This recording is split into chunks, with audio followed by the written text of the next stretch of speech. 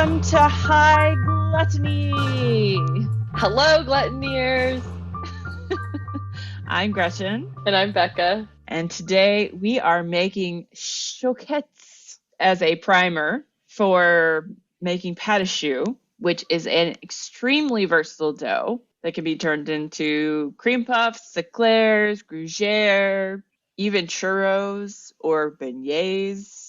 Apparently also beignets. And today we're using a recipe from David Leibowitz, and he's not actually French. He just lives in France. Oh, I thought he was from France.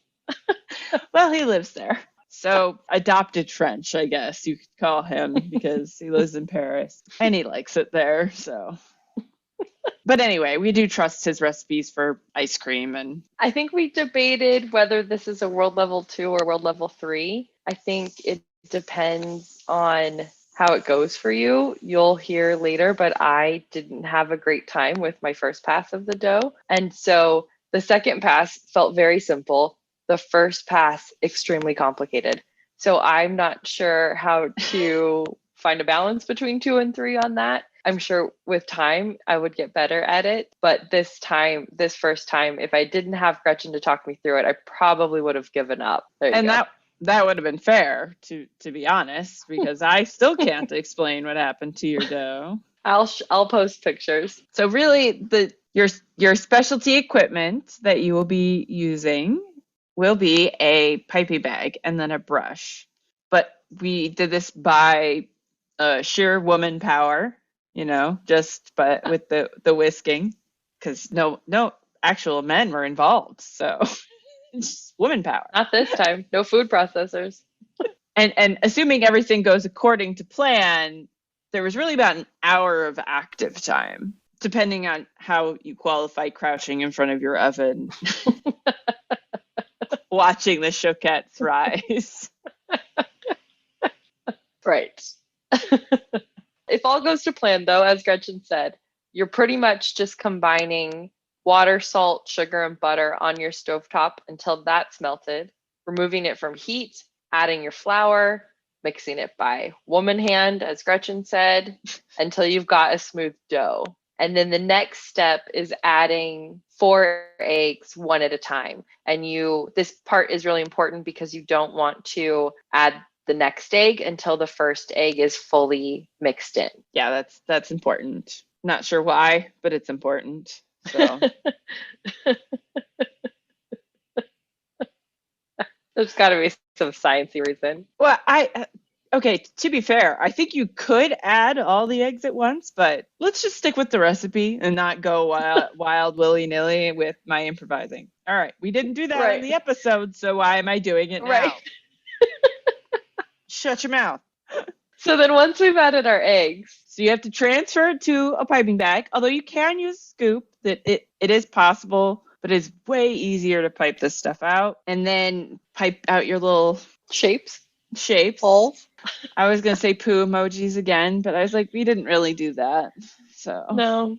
Some were close, but yeah, not quite. And plus you don't want to make a swirl. You really just want to kind of a you said dollop in the dollop. A dollop. That's a good refined word. Oh yes, it explains exactly how to do it. Straight up and down. Anyway, there should be videos for this, I think, somewhere along the line. So after we piped them out, we brushed them with a glaze, added our pearlized sugar on top, and popped them in the oven. Gretchen said glaze here, and that was egg yolk and milk. In my case, I didn't have any milk. I forgot to buy it. And so I used milk powder and water, and it seemed fine. So that's an option. That is an option. If you are not a milk person, I know they're out there. I've known a few. But dried milk powder is an excellent alternative to having to keep milk on hand if you are not a milk person. Putting egg yolk and milk together, you get a really much more robust Maillard reaction. Plus, okay, so you get the Maillard reaction from the egg yolk. Which Can you remind us of, for people who haven't had a chance to listen to episodes where we talked about this, what happens with the Maillard reaction? So like when you sear meat, it's the proteins. That's how they brown, is from the Maillard reaction. Like heating it? Heating it, yeah. It's a chemical thing. Okay. That was so descriptive.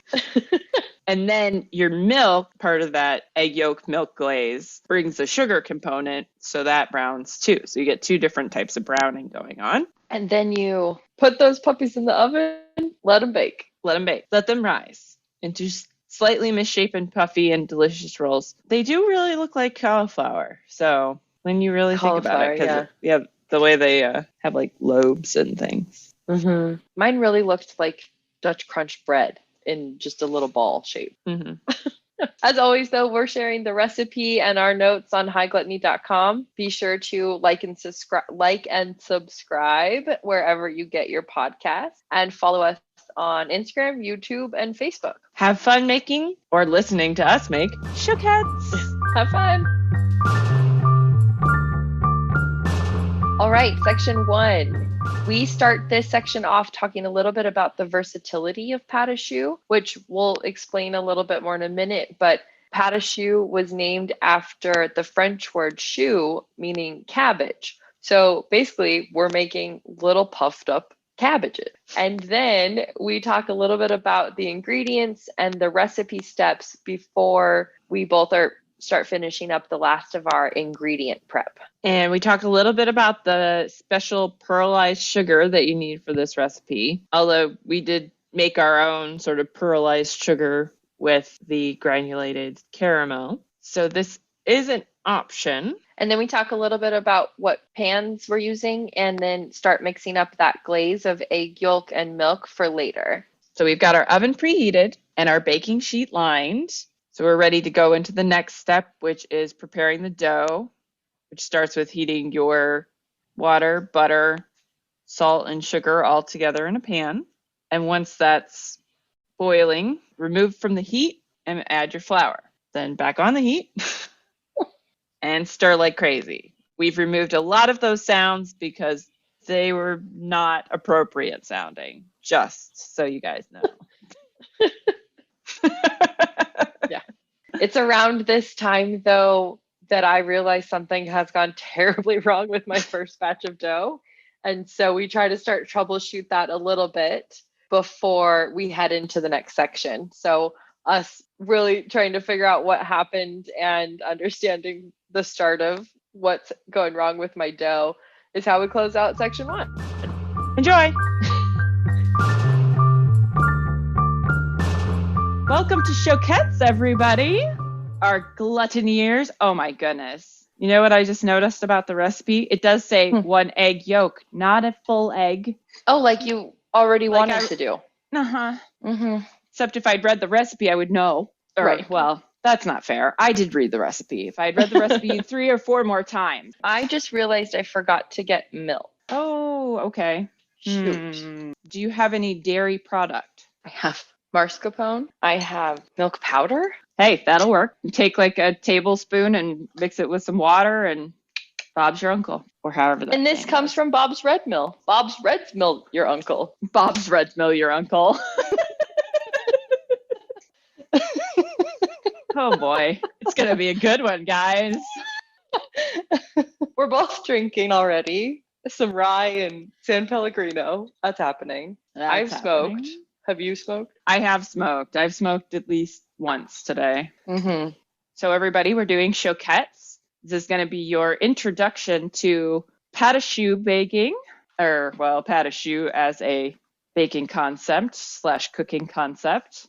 Because this is truly a very versatile dough. You use it for everything from the very basic chouquette that we're making today. That's just a pastry shell with some pearlized sugar and baked. Divine loveliness that it is. All the way up to a Paris Brest cake, which is basically choux pastry that's baked and filled with all kinds of good things. Oh, our croquembouche, which is a massive tower of cream puffs that are filled and then stuck together with caramel. And then covered in sugar sometimes. Yeah, covered in more sugar, more beautiful beautifulness, more beautiful sweetness. And also it has savory applications. It's very similar to making a churro, and you can also fry the dough, so it's basically a churro. I guess traditional churros don't have egg in them, but I'd have to do more research on that. So don't hold me to that. I was watching the Churro Great British Bake Off last night, and I think they were all commenting about how there was no egg in it. I didn't have any time to do research. I mean, to watch research. Watch research. Well, yeah, that's okay. I did several. Basically, did as many as I could find. Thank you for doing that for both of us, including the churros. So I think I've meandered a bit because I was just trying to prove that it's versatile, and then I've talked through like 3 different things, and I didn't even get to the savory application of gougères yet.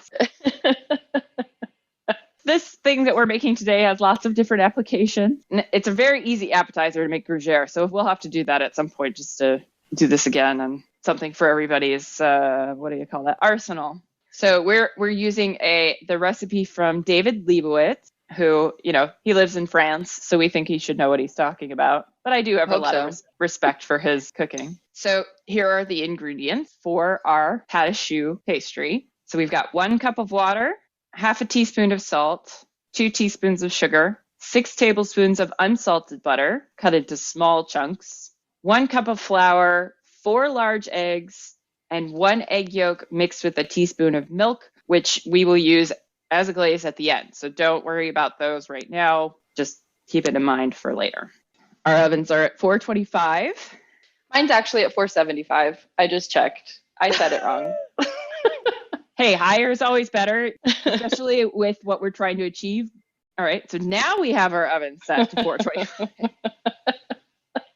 We're going to line a baking sheet with parchment paper.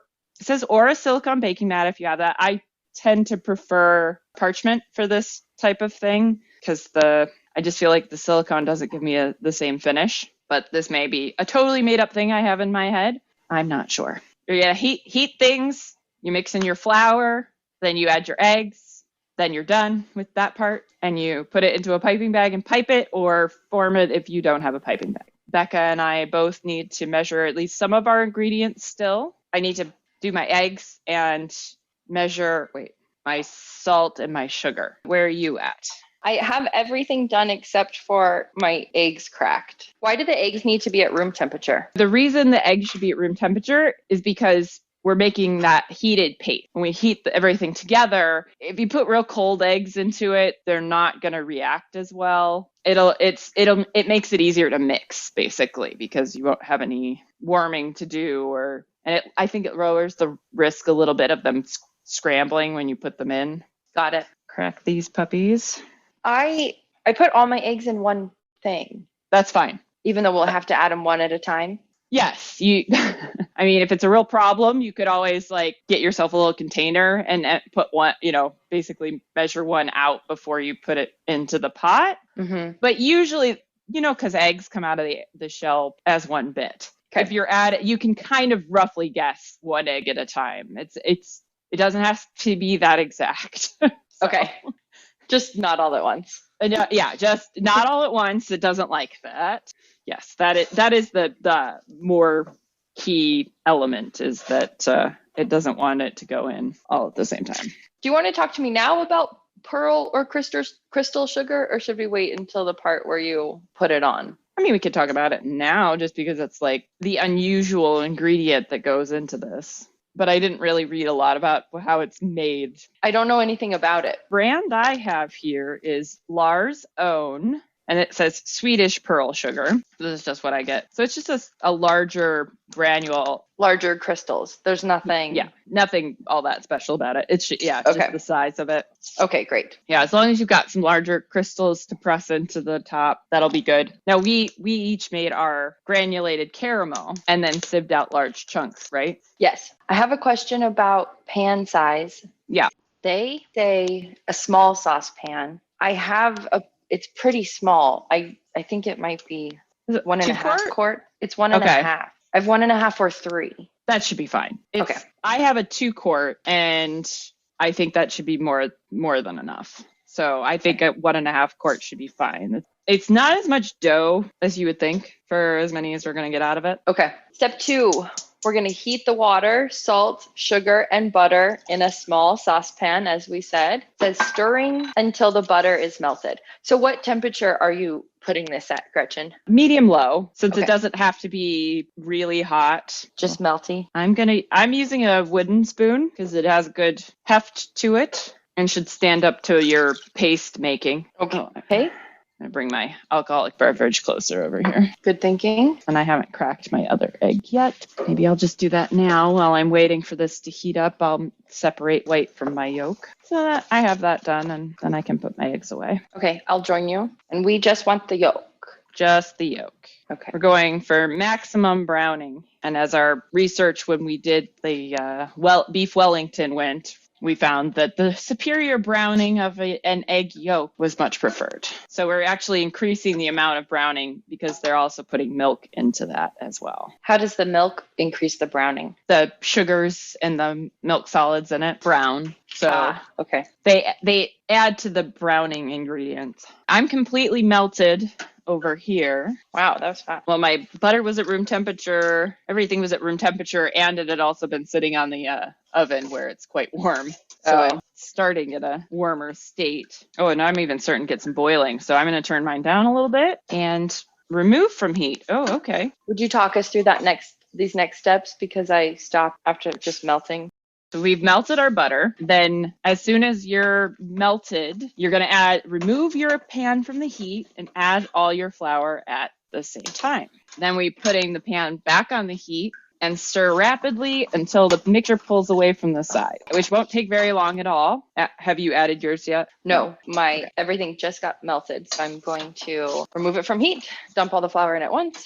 This is what it's going to look like. So it's like Play-Doh and yes. It's not touching the sides. Yes, exactly. Okay. Allow to cool for 2 minutes. Removing from the heat. Once that happens, you're not using heat anymore. Okay. And you should see a little bit of sort of a residue on the sides. So you won't be able to develop gluten as much now that you've started this cooking process with the paste. And I'll get into that a little bit more once we've got these puppies in the oven, when I can focus my full energy on the explanation. Okay, can't wait. Mine's not pulling away at all. Keep going. Keep going. Is it wet or just? Yeah. It's kind of wet. Then you're going to have to keep cooking because part of this is getting it cooked enough. So I think because mine was boiling a little bit, it cooked a little faster. Okay. But you're just going to keep going because it's basically you got to get some of the liquid to evaporate. I also need to get better about checking for altitude changes. I know. We read up on that ages ago and then I know. Not done anything with it since. Nope. I think it's mostly cake things. But you said it's raining. It's raining there today? Mm-hmm. So you might just have a little more moisture in the air as part of the problem here.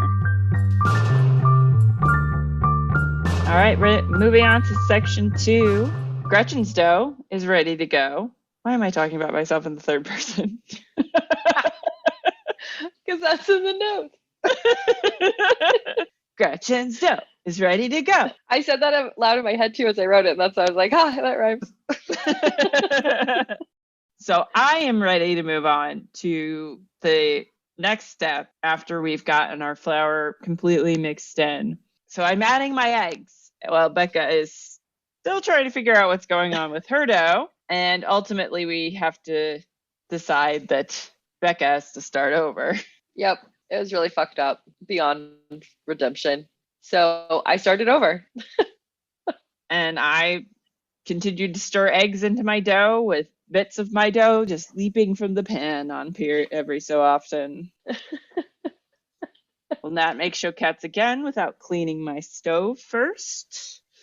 Be very important. Or using a slightly larger pan, maybe, because you definitely had better success when you moved up to the larger pan for the second batch. Right. I used a larger pan and brought it to a boil, neither of which I had the first time. And then Gretchen's cat, Kenzie, makes a really strong appearance right about now with a ball trying to get Gretchen's attention. So obviously we got really distracted by that. Yes. It is... She was talking so much this time. It's so funny. She was not going to be... I mean, I cut out a lot of meowing. in the first run. So Oh my gosh. it was like 10 solid minutes of cat talk. Pared it down for you so that you could just get the entertainment value and not as much of the fluff. Oh. But this is also fine because Becca's still working on getting her dough to kind of the same place I was. So Gretchen is now, since she's still a couple steps ahead, she's getting her pastry bag out and actually starting to pipe out her chouquettes while I'm working on that step 2 of combining all of those ingredients in the saucepan and just about to start adding my eggs before we close out section 2. So exciting, you guys. And then we'll get to section 3. So really enjoy section 2. So much suspense. Okay, I have to start mixing my eggs in, otherwise my dough is going to get too cold. Got it. Keep going. Okay. Putting roughly one egg in, and it's going to be pretty interesting. Oh, I lost a chunk of dough, just flew out the side, because it's not going to incorporate necessarily super easily on the first go around, because it kind of just sucks the egg in. Okay. It's sounding better over on your side. Mine's kind of lumpy. Bring it over here and show it to me. Huh. Yours isn't right at all. No, what's going on? You used a cup of flour and 6 tablespoons of butter and a cup of water. Mm-hmm. I think you're going to have to start again. Okay. All right. It's really weird. Yeah, because I've never had anything like that happen before. Keep going. I'm going. Yes, I'm going. I have to proceed. I can't stop now. Nope. You got to do this for both of us, Gretchen. You're going to have to do it too. You're just going to have to start again. I know. You must do it. You got to get first to the finish line. Well, I will be. Yeah. Yeah. Oh, bugger. Come on. Stop flipping out. Oh, now it's got stuff on it. This is awesome. Ugh. Okay. I'm going to use my 3-quart now. I'm adding my last egg. What's happening to the consistency? It's sort of staying the same. It does thin out a little bit as you get trying work and getting the egg incorporated. Okay. So it's a little bit looser, but it really is sort of a paste consistency. And that's what pâte just means paste. So it should make a V like that. You mean when you hang, if you're holding your spoon up, it should drop down. Yeah, in a V shape. Sort of liquidy, but it's not as stiff as a dough, not as thin as a batter. Right. Perfect. It's very much right in between the two. Okay. There's no way I was going to get there with that first batch. No. Kinsey is talking up a storm too. Hi. What? My goodness. She has a ball. Oh. Yeah, unfortunately, I don't know what happened with your first batch there. But yes, super that was weird. Never going to get there for some reason. Yes. Did you bring a ball? Oh, well, how good for you. Where is it? Well, no, I'm not doing that right now. Get you. I just have to put mine in the pastry bag because I think that'll, one, help it stay a little bit warmer and not let it lose too much liquid because I'm worried about that. Fill it up like it's a gelato ice cream or a cone of gelato. I think it's the sugar. Why do you say that? Because my butter is melted and my sugar isn't melting. All right, so bring it to a boil. Okay. We're going to go ahead and boil it. Okay. Since mine started boiling and did the right thing. And most of the time, I always thought you did bring it to a boil. So okay, let's try it. Hopefully that's not bad direction on my part. We'll find out. Oh, mine's even a little runny, flying out of the bag here on its own. There it goes. I'm having to proceed with piping. Probably could have cooked mine just a smidge longer since it's a bit softer than I would have liked. Is it not holding the shape you want as much, or how do you know that? It's sort of melting down, and which should be fine as far as what we're trying to accomplish here. You know, if you're looking for a real specific shape, it would be bad. Mm-hmm. But since I am not necessarily looking for any particular shape, just sort of a little round ball, I doubt it's going to be much of a problem. You'll still eat it. Yeah. Yes, I will. I mean, I'm having a hard time not eating the batter. I really like the batter, so. I like the choux. How's it going over there? It's fine. It just takes a while for this to boil. I could do it really quickly, but it would be almost impossible to get it to cool back down. So I have to just wait for it to warm up. slowly heat up. Yeah. How many have you done? It's supposed to make about 25. Is that right? Well, mine is going to make more than 25. Okay. I'm probably piping them slightly smaller than necessary. I'm trying not to pipe them all right now so that I have some to pipe to show you. So you're just waiting on a boil too, is what you're waiting on over there. Okay. Yes. I'm getting real close. Okay. I've got boiling. All right. Pull that puppy from the heat and throw your flour in. Okay. Do I leave the burner on the same temperature? What do you have it on? Medium or medium to low? Kind of high, just so I could get it up there. I turn it down. Okay. And the reason you have to add the flour off the heat is because flour is flammable. Oh. If you add it on the flame while you have it on a flame, it could ignite. Likelihood is pretty low, but it's a possibility. It's a possibility, so better safe than sorry. Yeah. Okay, this is like already pulled away. Great. I just want to make sure I get it combined enough. Okay, I think it's good. So off heat? Yep, bring it off the heat. Wait, and then you have 2 minutes to hang out while it cools. Okay, I am going to take a picture of these two side by side. Oh, catastrophe. All right. Whew, that was stressful. I'm feeling much better now. Did I show it to you? Let me show it to you. Okay. Yes, please show it to me so I know so I can verify that Confirm it's good this time. Yep, there you go. Beautiful. Yay! Nice job. Thank you. I might try spoons. And as far as for your instead of piping it? Yeah. Okay. So yours will just be a little bit different shape, but it's not a bad thing. A different shape from being piped. Right. They should be the same, essentially the same. And how big do we want them to be? Mine are like 1.5 inches across. I'm going to pipe it. You're going to pipe it? Uh-huh. Is that just because you're looking at mine or? Yes. It will take less time. That too. Yeah. I was like, wait a minute, that looks a lot faster. So I've plowed ahead over here with what I'm doing. And I skipped the egg step. No, you put it into the bag? Yes. Oh no. Shit. Oh my God. Take it back out. It's out. All right. You're fine. You'll be fine. Okay. Oh, that's funny. I was like, this is going fast. All right. Yeah, that happens when you skip a whole step. Kind of 4. 4 steps. If you're breaking it down by each egg, then for sure you're missing 4 steps. And is this whisk or? Use the same spoon you were using before. You're going to need like a paddle, because it's too thick. You'll never get a whisk through it. Got it. So that's why I was like having trouble in throwing mine everywhere. So you may be better off because you have a larger pan. Okay. Jump out all over the stove like mine did. Yeah. It's separating. That's fine. It's going to do that. Okay. You're just keep going. Okay. You have to get it completely mixed in before you add the next egg. Okay. It sounds right. Good.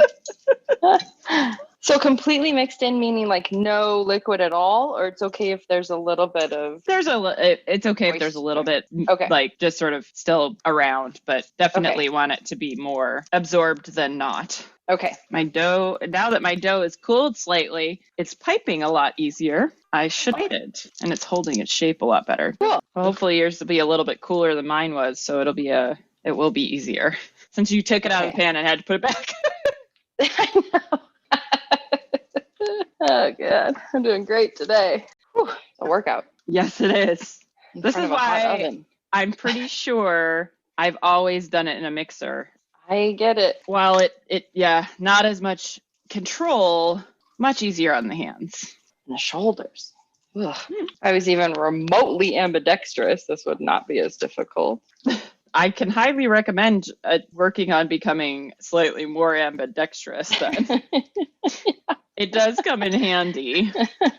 I am really not ambidextrous, but I can use most kitchen tools except for knives with both hands. That's awesome.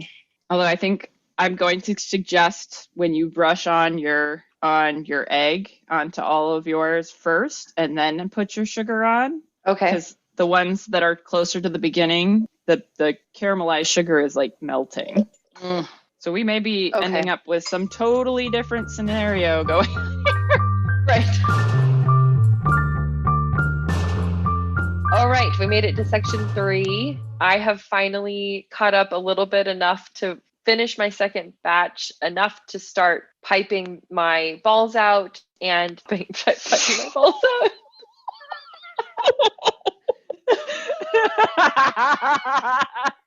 I'm so sorry. I did not read that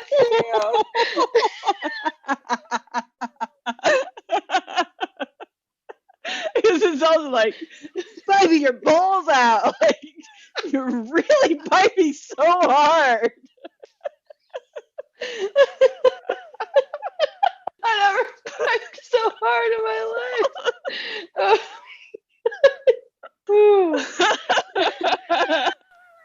Oh my god. Oh, okay. Oh, I started piping my Chouquettes out.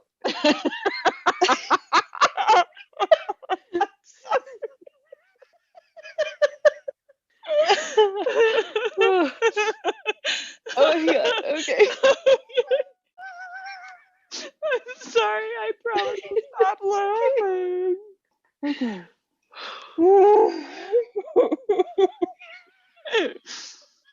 Okay. Oh. I have to get rid of that from the document because I'm gonna keep looking at it and seeing it and going, balls. Oh my god. Okay. So I finally pipe out my Chouquettes and top them with the glaze before adding the sugar. And again, this is the granulated caramel sugar. This is not the crystal big chunks of white pearls that show clearly in the photographs. So next time. I mean, really, you go, how badly do I need pearl sugar? And then you go, I think I did need it. Yep. Or maybe you can use sprinkles. Would that melt? I don't know. I don't know. I don't know. Experiment time. Mad Gretchenist. Mad Gretchenist experiment. Yay!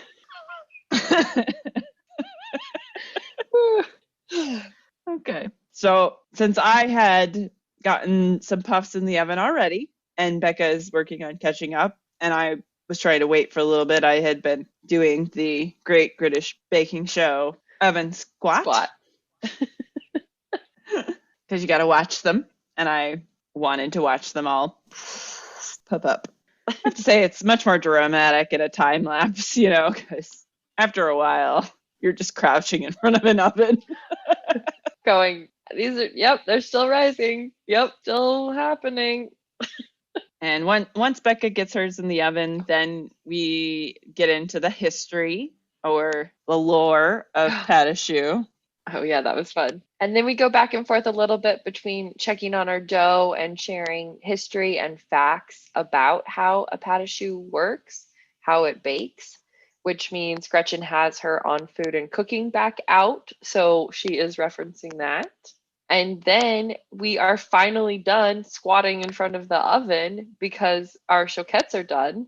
And then it's finally time to taste them. And boy, oh boy, did I have a good time tasting those. So enjoy this last section. I'm going to say, I hope you cut some of that out. Enjoy the last section because I apparently cannot let Becca just say that. Whew. Have fun.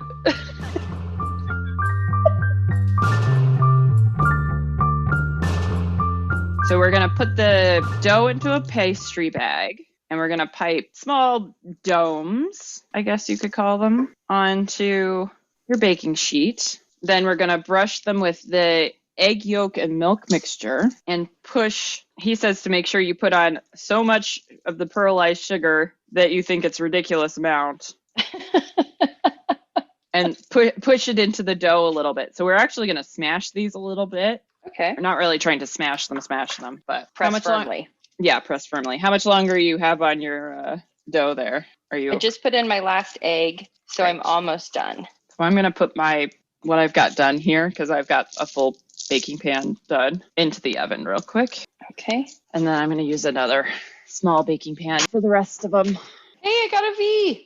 Yay! Yeah, I can't explain what happened with your first batch. So weird. Okay, how's it going over there? Looks like you're getting your stuff into your bag. Yes. All right, I'm getting my bag ready so I can show you my technique for this. Okay. What I usually do is you try and kind of hold it. Don't push down. Mm-hmm. So you want it to sort of just sit lightly and about a good dollop, I guess. A good dollop.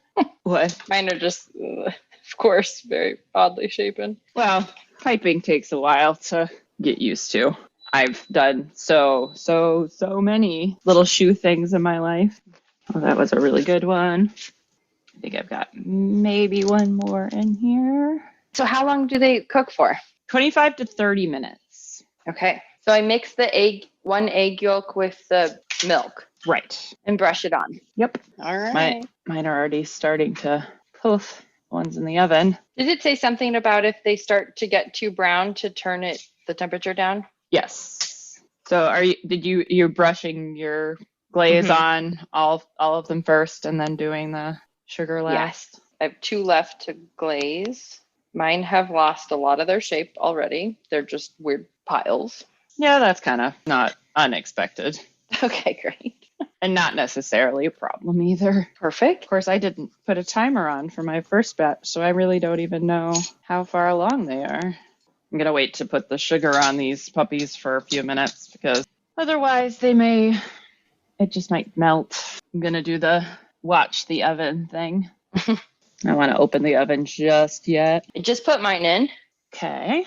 Wow, this is a lot. You're like, this is a lot. I was like, it's so easy. I know. I'm like, whew, I'm exhausted. So should we talk about the history of Chouquettes? Pâte Choux, I guess, we're really talking about the history of Pâte Choux. I'm rereading my On Food and Cooking. Mm-hmm. And deep fried beignets, this is in the Pâte Choux section. And it says, deep fried beignets, whose lightness inspired the name Pâte de non, or nun's farts.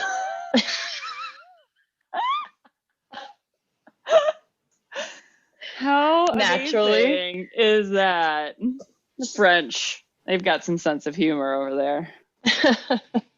At least one of the origin stories of Pâte Choux, as we discovered, starts in the mid-16th century and actually involves Catherine de Medici, who is, if you're a food person, you know that name. But she's pretty well known for her contributions to food.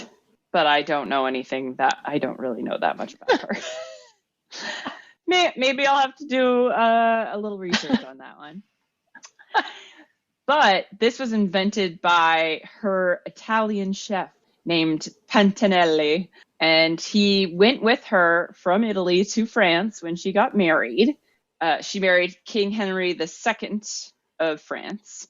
And once they had been in France for about 7 years, it says. I don't know how they're that exact, but maybe they've got his diaries or something. Probably. Or the meals he prepared. Oh, my buns look good. They look very toasty. They might almost be done. I don't know how long they've been in the oven. Oops. But they look pretty close to done. I might give them a couple more minutes. So Pantanelli discovered this new dough using, part of the thing is that it is very simple. It's very basic, but you can make something pretty fantastic with it. They are getting quite brown. I think that's the granulated caramel that's making them turn a little browner than usual. Anyway, back to Pantanelli, which then the original name for this dough was Pâte à Pantanelli. Became very popular. I'm trying to follow. There's So Pantanelli's the first. He creates it. Then there are a couple of chefs who have influence over it in different ways. So the next person who influences it, I don't even remember in which way, but he changes the name to Pâte Poplin. Then the next chef who makes a mark on it is Chef John Avice. And he was the one who really started trying different techniques like frying and grilling. And he made a small cake from the dough and started referring to them as choux buns because choux is the French word for cabbage. And he thought it looked like a puffed up cabbage. And so from then this dough became known as pâte choux. So they do. They sort of look like little like cauliflower or cabbage or something. Little cabbages. And then the last person who really, I guess, elevated the prestige of this dish was Marie Antoine or Antonin Carême. Carême. Carême? Okay, Carême. Who he was a chef for the Prince Regent of England, later George IV, Tsar Alexander I, and the Viennese court. And so his connection with all of these members of court and royalty brought pâte choux to a new level. Tell me about Carême again. Sorry. Okay, so basically this like pâte choux had been pretty popular, but because he worked as the chef for so many members of the court and royalty, he sort of exposed this in a new way globally. Oh, okay.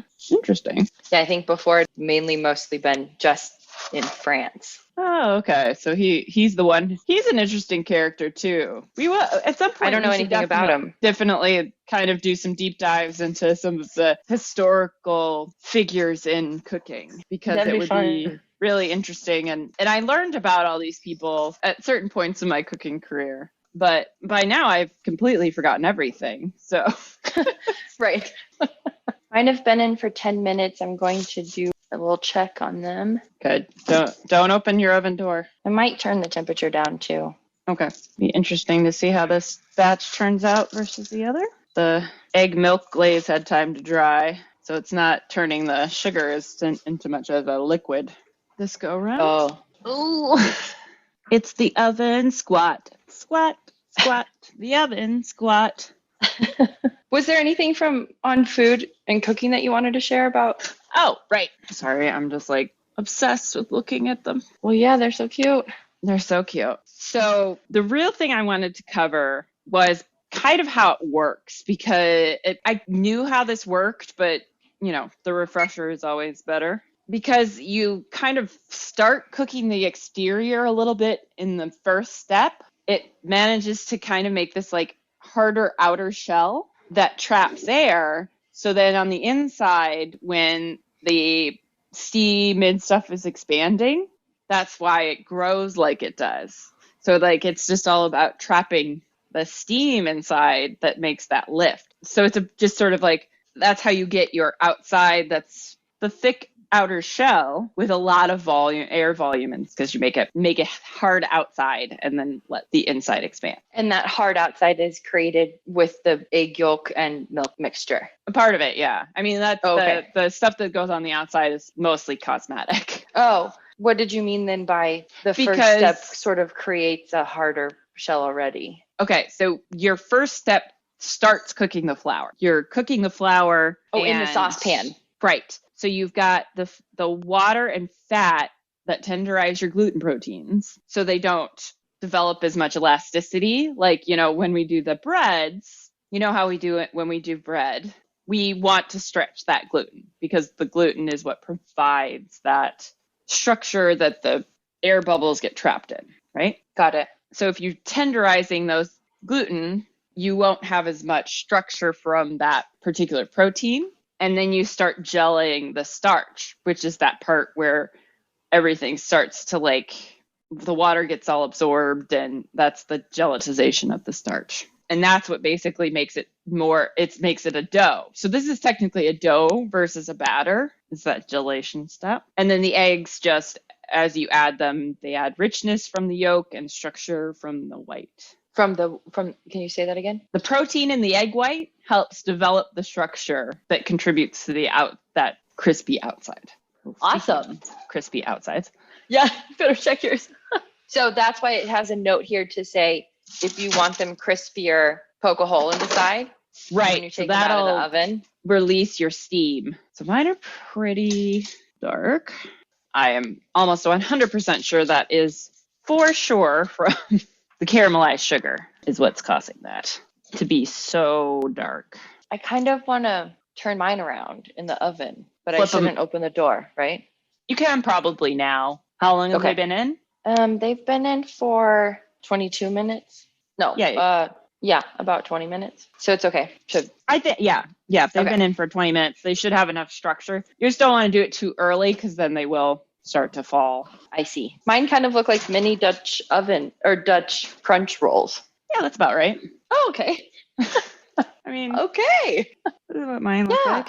Beautiful. A little more browning there than I really would have liked, but not loving these crispy bits on the outside. Oh, good. They come off fairly easily. Was there anything else from Maybe. on food? You couldn't resist. How is it? Pretty good. A little overdone. Okay. A little too much crunch. Mm-hmm. I thought I was going to poke them. Okay. Because that really did significantly increase the crunch the last time when I did them last weekend. Mm-hmm. So giving me a poke, I recommend it. I'm doing the squat. Oven the baking squat. Yeah. Baking squat. I think I'm going to pull mine out. No, I'm going to go a little bit longer. You're a true baker now. Confident indecision. Yes. I like this note in the recipe that says, as part of step 5, after you do the glaze on top and then press the sugar, it says, once the puffs rise, you'll appreciate the extra effort and sugar.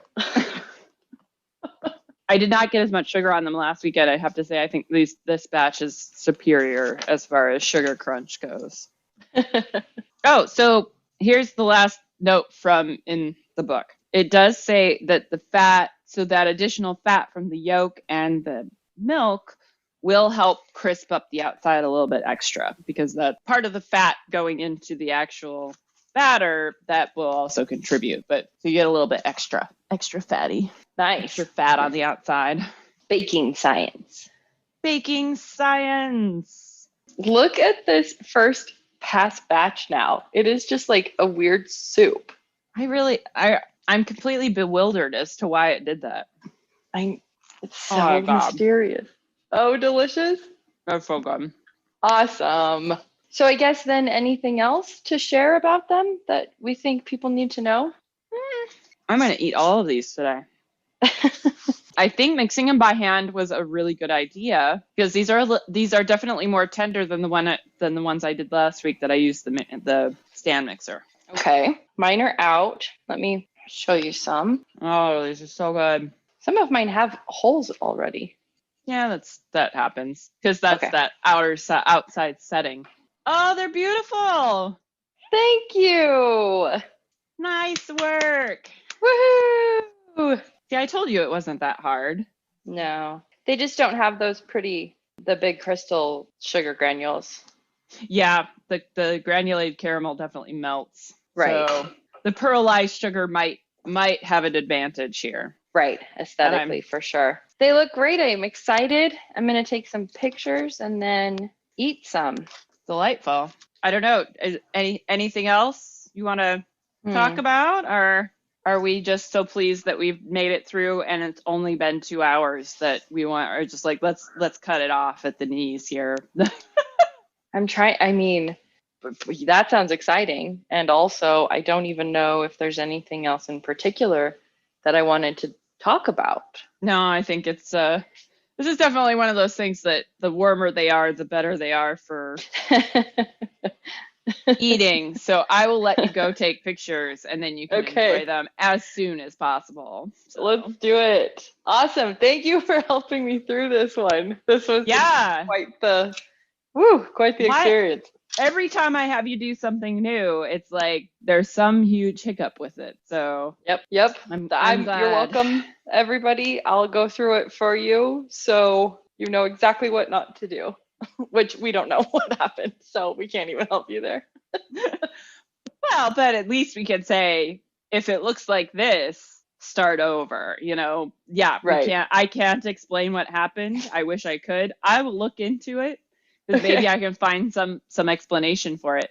But yeah, my mind is a little boggled at the moment. So.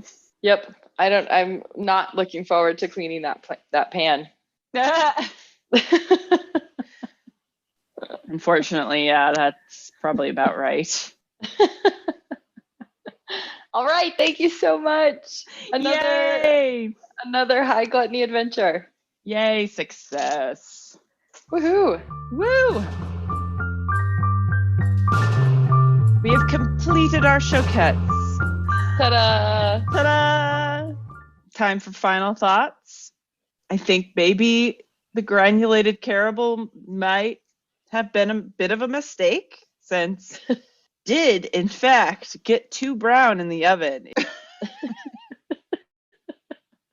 I've had some nice dark circles that weren't the tastiest on the bottom of my chouquettes. Maybe sticking to just the paralyzed sugar the next time, although I did have alternative ideas about that. But I think my second idea is the one that would actually work, where you put the glaze on, you put the paralyzed sugar on, and then sprinkle them partway through baking with the caramelized sugar so it doesn't start browning too early. A little bit challenging to do because pâte choux is very finicky about oven temperature. So pulling them out of the oven or opening the oven, got to be careful with that sort of thing. But maybe that's just part of the mad Gretchen sprinkle experiment.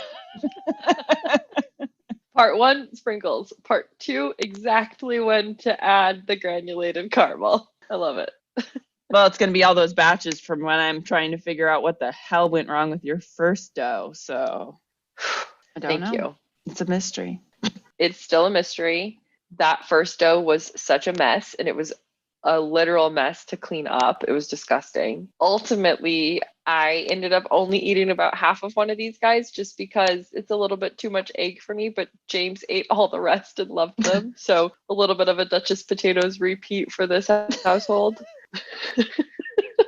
I do want to try to make the churro version, though. I love churros. And so I want to try to make that and see if there's a way to learn how to make them in different shapes and stuff. So I'm excited to try that. Well, you'll have to watch the churro episode from Great British Bake Off before you do that. So Right. I never did my research. I still haven't. Although I was watching it the other day, but not those ones. Yeah.